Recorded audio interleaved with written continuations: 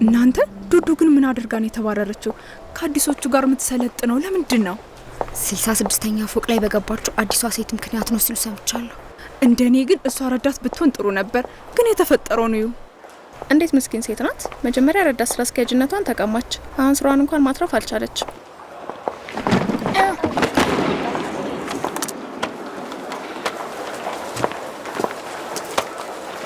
ያንቺ ነው።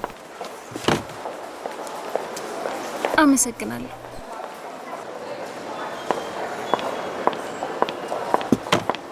እመቤት ይጂን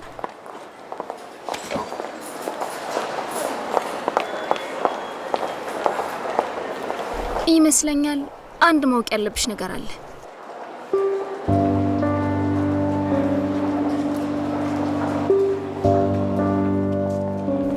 ልነግርሽ የፈለኩት ጉዳይ ስለ አለቃ ዣንና አዲሷ ረዳት ዊኖአን ነው። ናንጂንና እኔ አንደባበቅም። ለምንድን ነው አንቺ የምትኝን ማዳመጥ ያለብኝ? እውነታው ያለሽኝ ብቸኛ ተስፋ አንቺ ነሽ። እያዳመጥኩ ነው። ያኔ አለቃ ለተጨማሪ ስልጣና የላከኝ ዊኖአንን ለመቀበል ፈልጎ ነው። እና ደግሞ ግብዣው ላይ ዊኖአን የለበሰችው ቀሚስ በድርጅቱ ሂሳብ አይደለም፣ አለቃ ዣን በራሷ ያሰፋላት ቀሚስ ነው።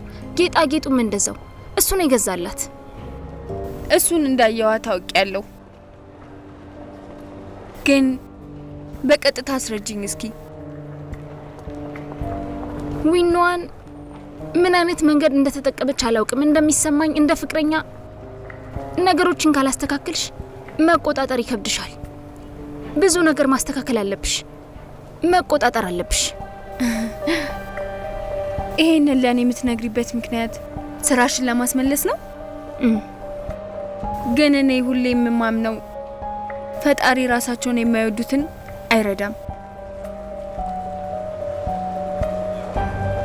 እና ለምን እረዳሻለሁ?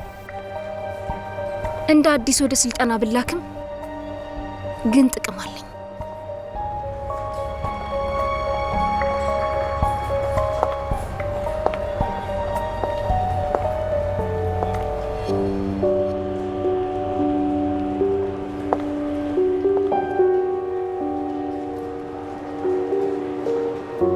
ጥሩ ሀሳብ ይመስላል።